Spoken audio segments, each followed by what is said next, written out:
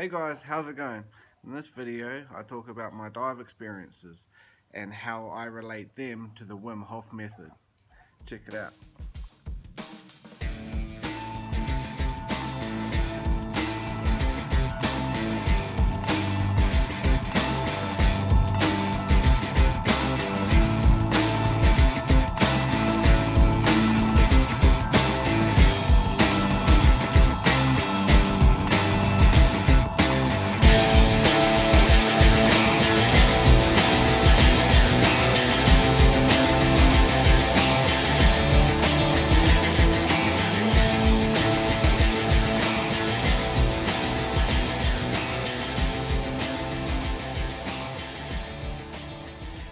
Hey guys, how's it going? Welcome to day 110 of practicing the Wim Hof Method. Today I'd like to talk about my diving experience and how I relate that to the Wim Hof Method. I've been an avid freediver and spearfisherman, also a open water or master open water scuba diver trainer, so teaching recreational scuba divers. And I've also worked as a commercial diver, as a pearl diver. But before we get into those, I just want to talk about some basic information that we need to understand first. Just to catch everyone up, the air that we breathe in is 20% oxygen and roughly 80% nitrogen. Now, our body uses the oxygen. Of that 20%, we only use about 5% of it. And the nitrogen is an inert gas. It's more of a diluter of the air. So our body absorbs it, but our body doesn't do anything with it. We just breathe it out again. When we hold our breath, the oxygen gets used up and turned into carbon dioxide. And when we're holding our breath, carbon dioxide is the trigger that makes us have that urge to want to breathe again. You know, it's a misconception that a lot of people think it's the lack of oxygen that makes you want to breathe, but it's actually a build-up of carbon dioxide. So as a freediver, our goal is to maximize the amount of time that we can spend underwater. And we do this by safely just taking 3 to 4 large breaths, focusing on the exhale. Now the reason we only do 3 to 4 breaths before making our dives is that it is very easy to manipulate the ratio of carbon dioxide and oxygen in your body to a point where you will pass out underwater due to lack of oxygen before the level of carbon dioxide builds up to the point that you get that urge to breathe. So you don't realize you need to breathe, but you pass out due to hypoxia.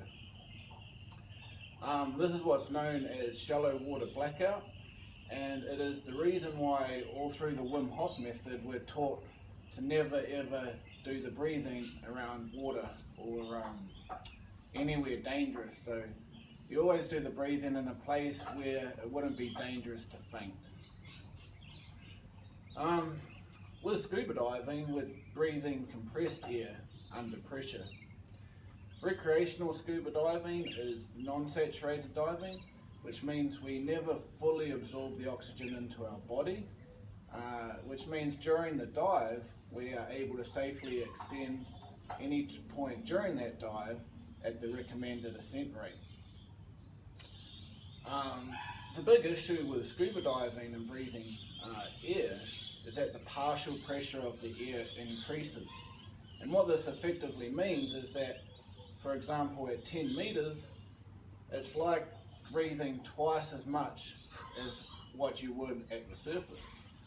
At 20 meters, it's like breathing 3 times as much. And at 30 meters, it's like breathing 4 times as much. And the deeper we dive, the higher the partial pressure gets. And this causes 2 issues relating to the nitrogen and the oxygen that we breathe. The nitronarcosis is when our body absorbs so much nitrogen it has a narcotic effect on our brain and also on our physical ability. So it's a little bit like being drunk or being stoned underwater.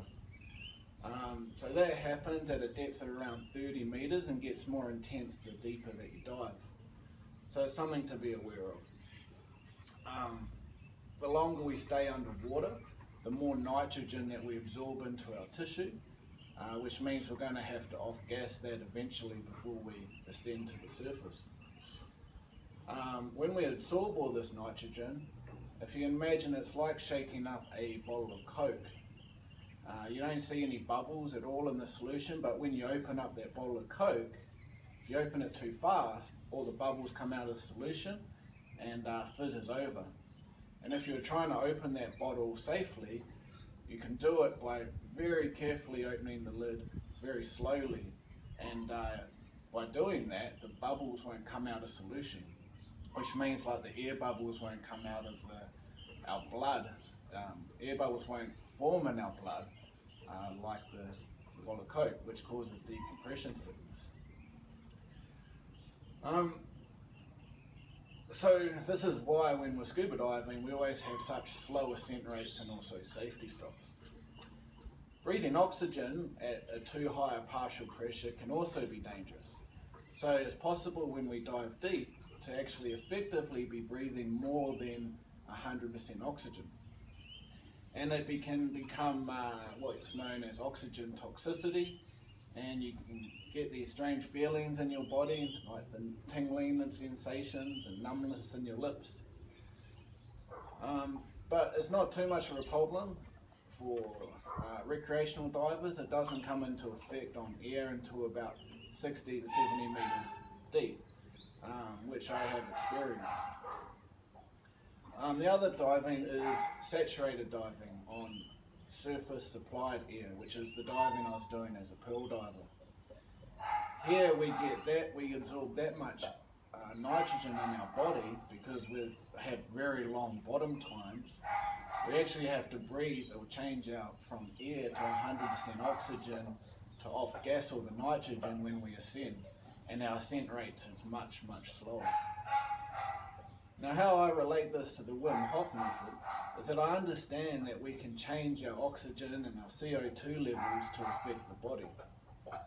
I've had a lot of experience of being hypoxic and also saturated with oxygen and understand the feelings. The signs and symptoms are very similar to what we do with the Wim Hof breathing. You feel very relaxed, very lightheaded, you get a tingling sensation through your body, and I get that numb lip feeling.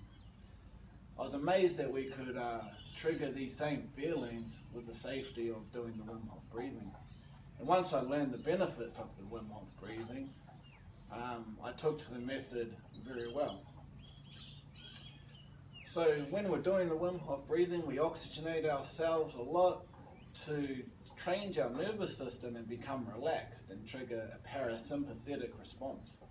And then when we hold our breath on the retention, we then turn hypoxic, and that switches our nervous system over to like our action state or our sympathetic stage.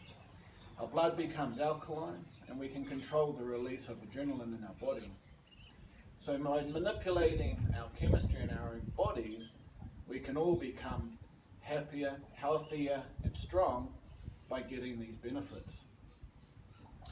Anyway, that's enough for this video, guys.